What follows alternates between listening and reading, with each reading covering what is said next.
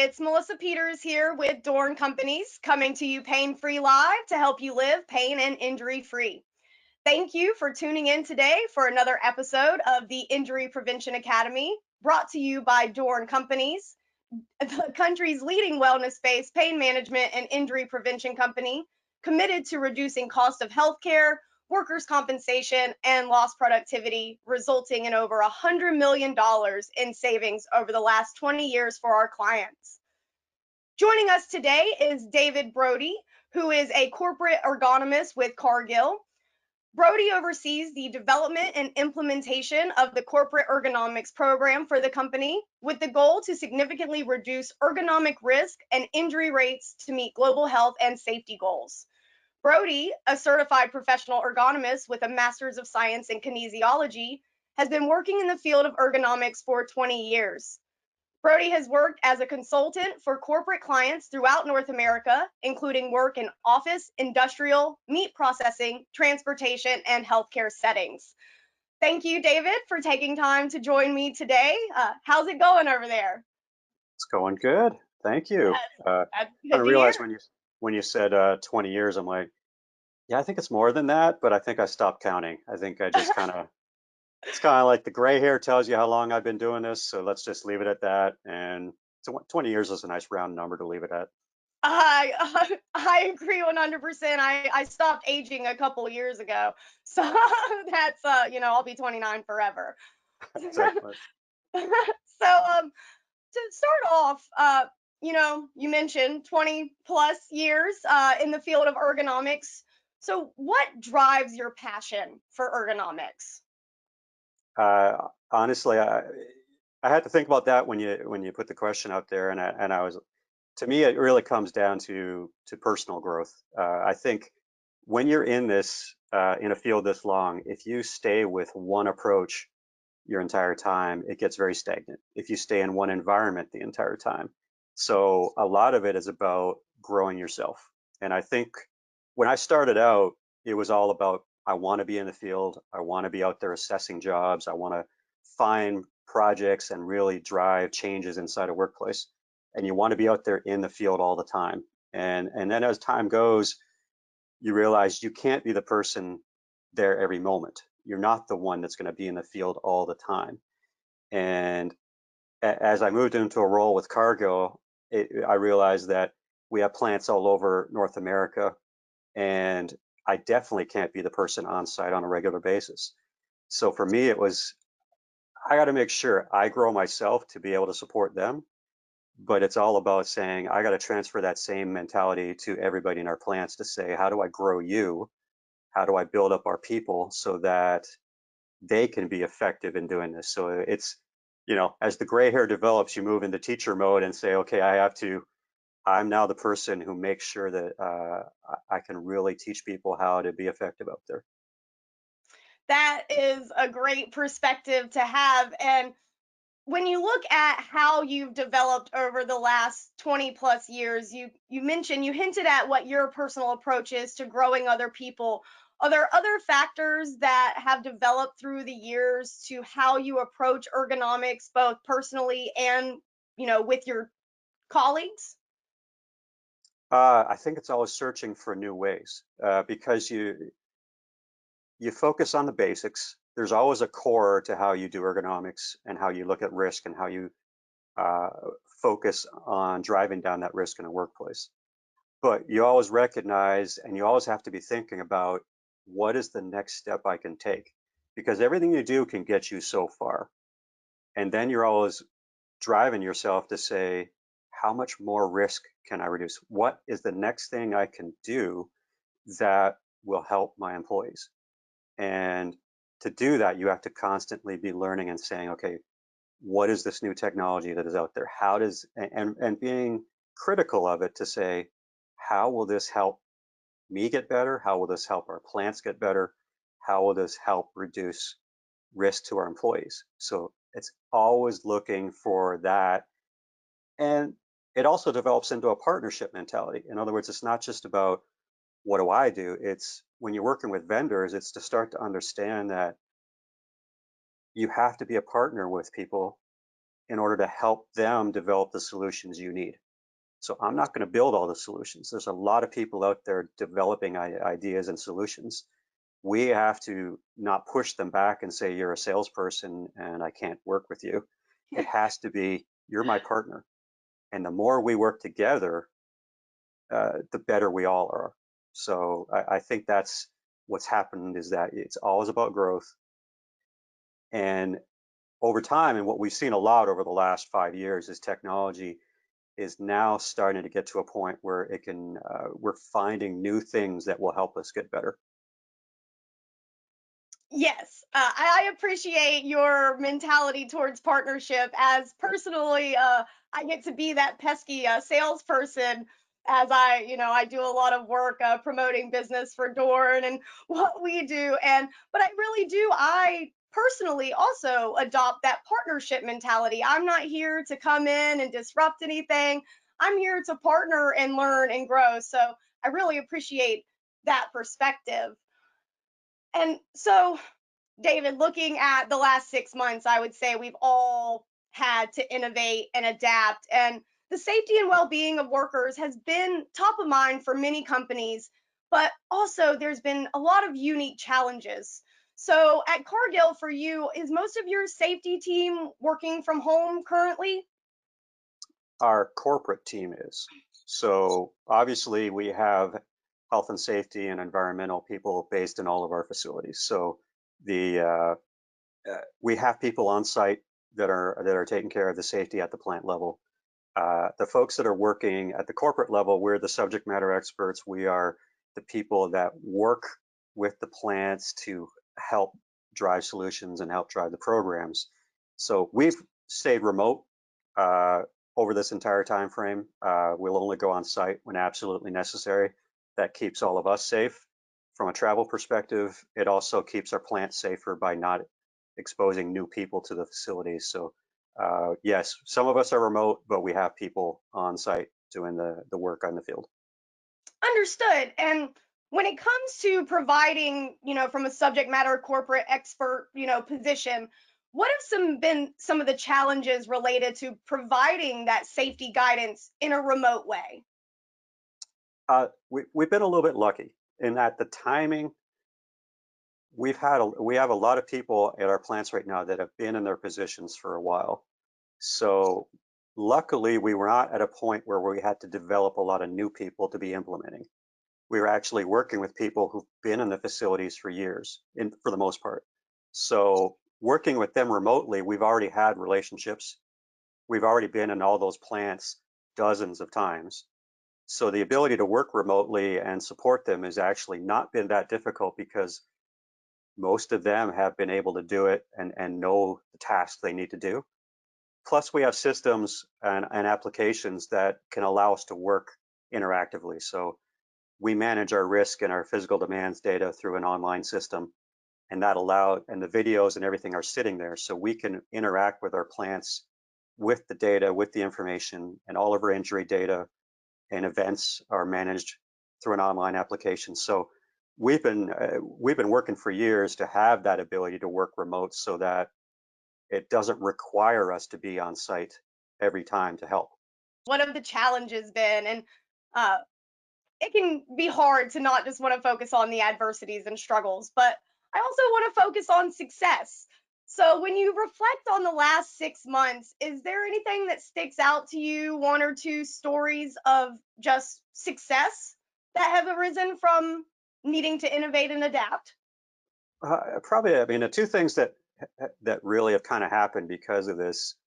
Uh, One thing is just the nature of what's happened over the last 6 months, and it's that because of COVID, because of what we've had to do to really manage that risk at our plants, it really created a whole new escalation in culture of focusing on our employees. And honestly, that mentality has created another layer of connection, and it's resulted in actually fewer injuries during that time frame, because everybody is focused. So to me, that was, when you're coming out of this and saying, was everything done perfectly? Did we manage every program exactly the way we run it? you can't because you're focusing on multiple things now. But we did focus on what was absolutely necessary and keeping our employees safe. So I think that was a really key success.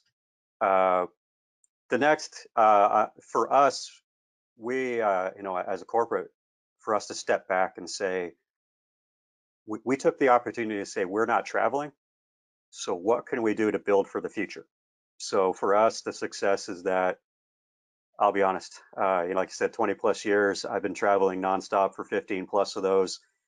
This is the first time in uh, probably 12 years that I've had more than 3 weeks at home. Uh, so a success I'd probably put out there is that my wife hasn't killed me. Yeah. So we have not Speaking of lived, challenges. we have not actually, she would say, it's like, when are you traveling? Till when? And it's like, no, we are together for the next 6 to 9 months.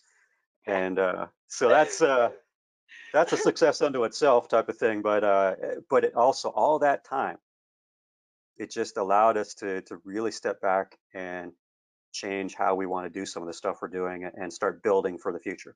So I consider I that a relate big. all too well. I actually am a newlywed. I just got married last October, and my husband has been working. I was already working remotely. My husband's been working remotely since March and will not go back and at the earliest will be next January. So we laugh whenever people are like, "How's the first year of marriage going?" And we're like, "Well, we haven't killed each other yet." So Nice, nice. um, it's an interesting time. So thank you for the chuckle there. So kind of widening out. You've been with Cargill, I think, since 2011. So looking at success stories, is there anything looking at your time there that sticks out as like that time where you're like, wow, we pulled that off, like a major success that sticks out with your career there? Well, I mean, the one thing that sticks out, because when you're coming in, I'll be honest, 10 years ago, you're coming in, it's a meat processing environment. You have obviously aspirations of how much impact you want to have, but you're also a little concerned, like how much are we going to have an impact?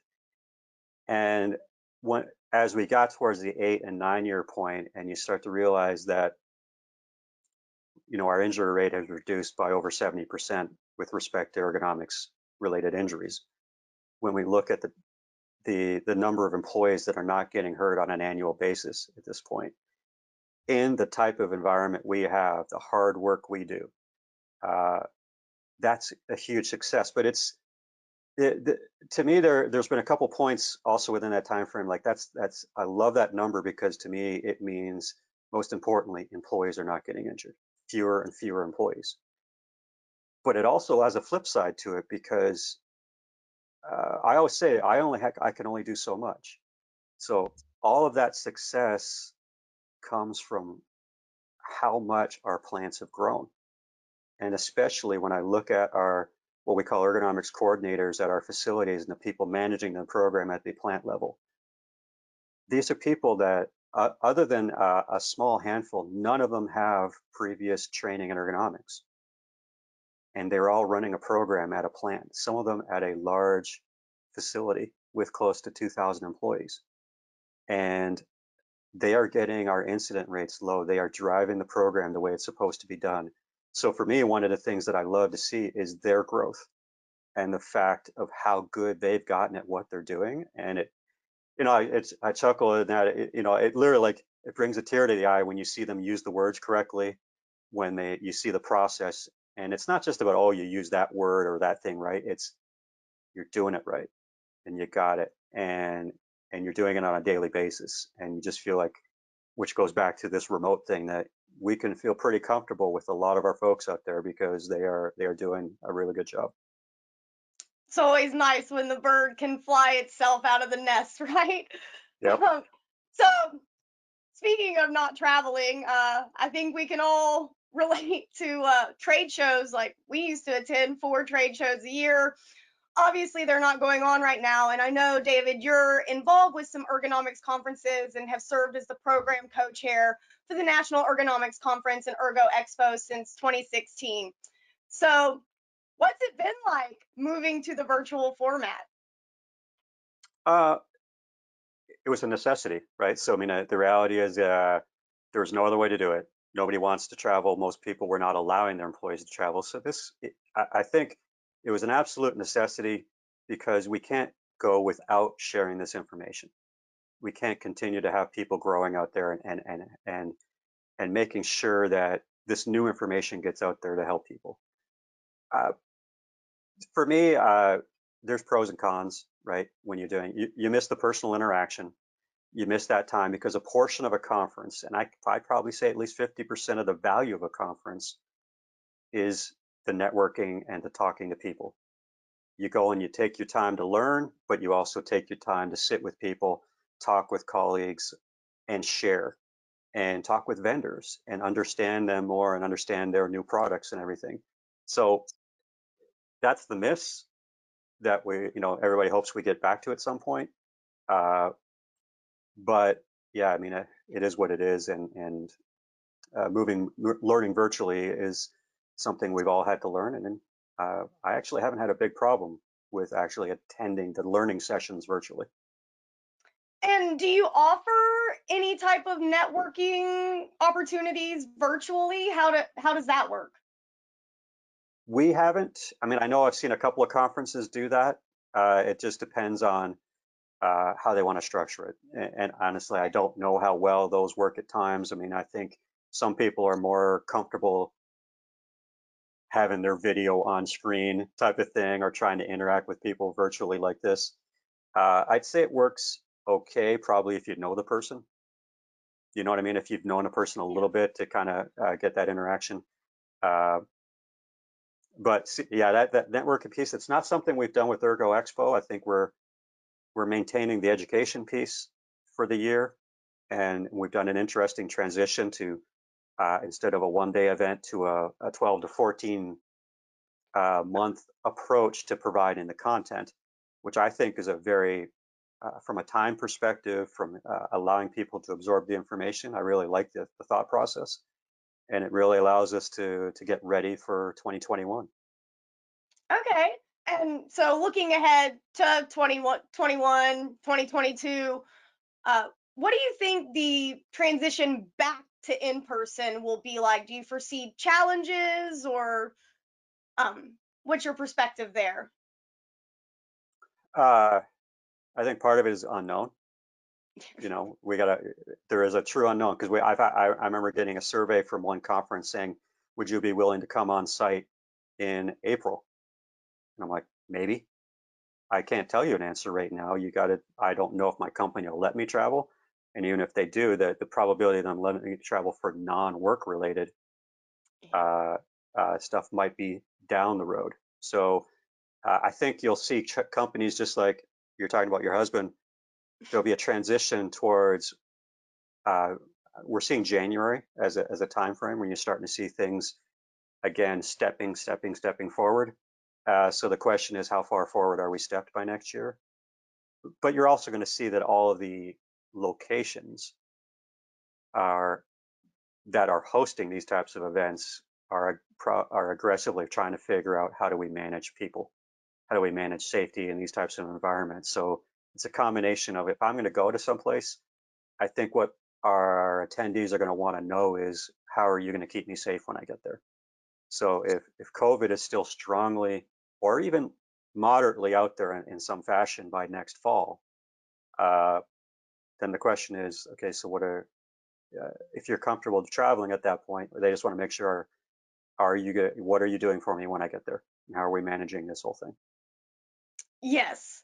Uncertainty, excuse me, uncertainty and safety are the two resounding issues of the time.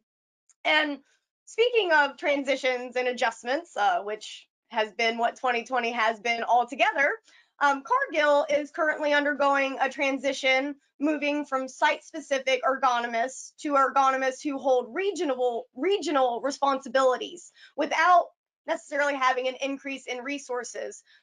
What was the impetus behind this transition? It's actually it's not just it's not an ergonomics transition. It's an entire EHS transformation is what we're focusing on, which is moving from a business focused approach where we have people that focus on one type of business only to a region, which would be 5 regions across the world. And then within a region, how do you spread people out to make sure that we have the right number of resources and the right level of expertise in all these fields of subject matter available to our facilities. So we are, we know we got the right, and you make sure you have the right people on site where you need them. The focus of the regional people is again to be the subject matter experts that can either teach or be available for projects when that technical expertise is needed. So that's the way we functioned within what we've been doing so far. So when we moved to North America, yeah, there's a new challenge of more businesses, more types of work to look at, but it's more about it's not about how am I spending my time to be on in all those sites. It's the challenge is how do I again build the expertise of the people that need to be there to deal with that risk. So Okay. And so you mentioned, EHS transformation, making sure you have the right resources in the right area. What other factors are involved in your thought process around successful implementation of this transformation?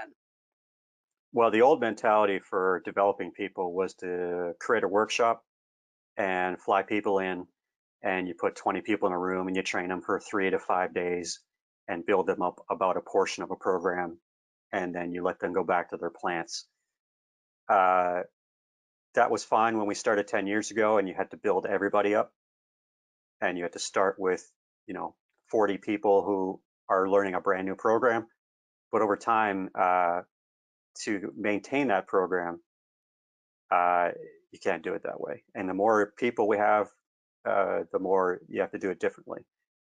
And obviously with COVID, and our move towards trying to understand virtual learning, that's where we have to go. And that's what we've been working down the path on is understanding that to deliver training, we have to deliver at least portions of it virtually on demand so that people can build their skills as needed. And we're also focusing on chunking it up in a way that we're not trying to overload individuals so that they learn what they need to learn when they need to learn it so that they get it and apply it. So, and if they need to go back and learn it, they're not going back to say, oh, I got to go listen to 3 hours of a PowerPoint. I go back and listen to 15 minutes, 20 minutes, the things that help me get the task done, help me understand the pieces. So hopefully that's our goal is to build a model that will help everybody from a supervisor up through a ergonomic specialist to be good at their jobs and have resources readily available to be trained in what they need to do. And as you undergo this transformation, how are you supporting people as they work to adjust to what, is basically a culture shift with how you're approaching safety and EHS? Uh, the thing is, this is not a quick transition for us. We have been working on this since last September. We will not launch until next May. So there's a lot of building over time. You're building relationships with the new businesses. We've spent time before COVID to go start visiting those new businesses and understand their risks and what they're dealing with.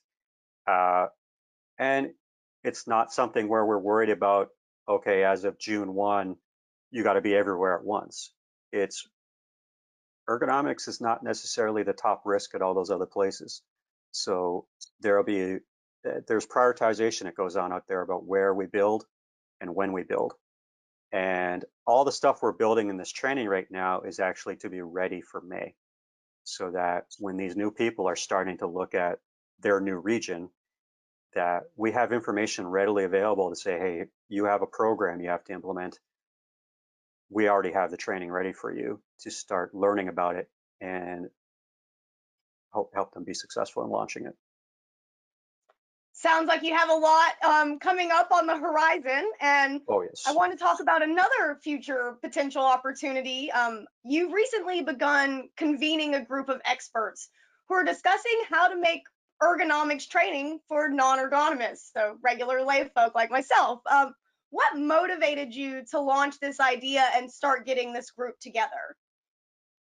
The motivation was what we've been doing in Cargill. So uh, the concept was already in my mind because the group of us, the three ergonomists within Cargill, uh, we've been stepping back and looking at the training, and we have to look at it differently. So instead of, again, our PowerPoints, and we have, oh, here's this one. How long is that PowerPoint? Well, that's good for 8 hours. No, we can't do that anymore. We have to do it differently. And we started thinking about all this, and what you also start to look at is the overlapping content that a lot of times when you sit there and say, oh, I got this PowerPoint for supervisors. Well, 10 of those slides are the exact same slides you use for this group and this group and this group. So you start to think about, how do I break this apart so that if someone was starting, you can start working your way up through this, so that you can start with someone who knows nothing, and here's what you need to be aware, and the basic knowledge, and maybe that's all you need to know.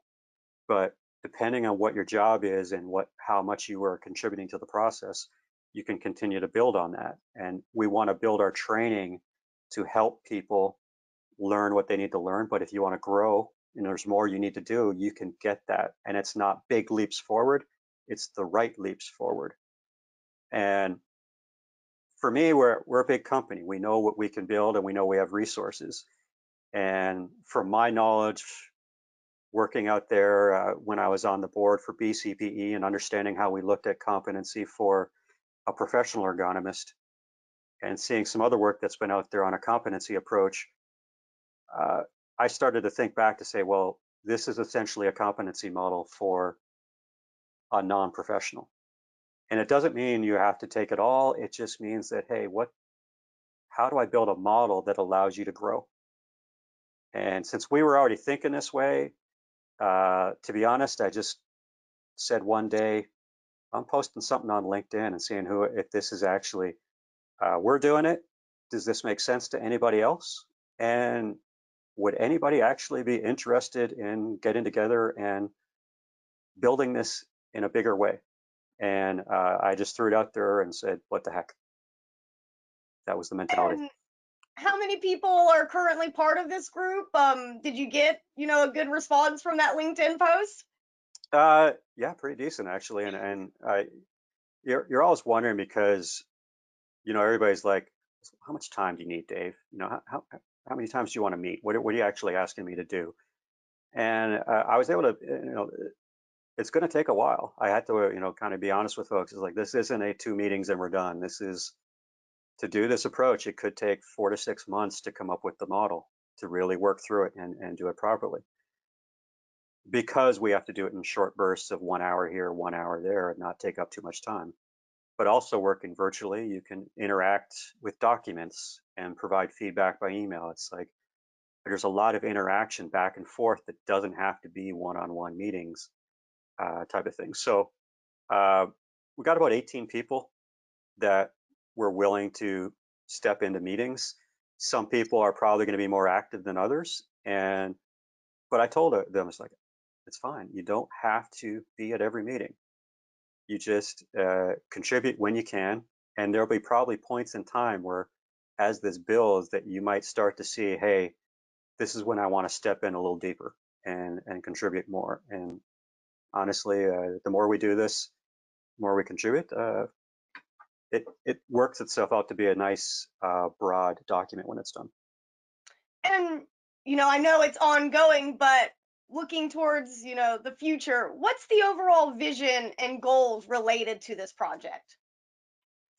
The what I was hoping to be able to do is create what you'd basically call a competency framework that lays it out for people. And the idea is that you can come at it from different viewpoints. So if you're a vendor, someone who creates training, and you're saying, okay, I want to create training for supervisors, I want to create training for this level of person, if you had a document that helps you understand, helped standardize a little bit to say, if I'm trying to build people to a level, I can show you and say, hey, I'm building you to this level based on this model. And it's not just consultant A saying, hey, here's my training and I'm awesome and look at my personality. It's them saying, I have an approach and this is getting you down a path. And the more consistent that can be, and consistent, I just mean by content. It still requires the creativity of the person creating the training. It still requires the skill of that person to deliver it and how they do it. So we're not doing that. We're not creating slides. We're not doing that piece.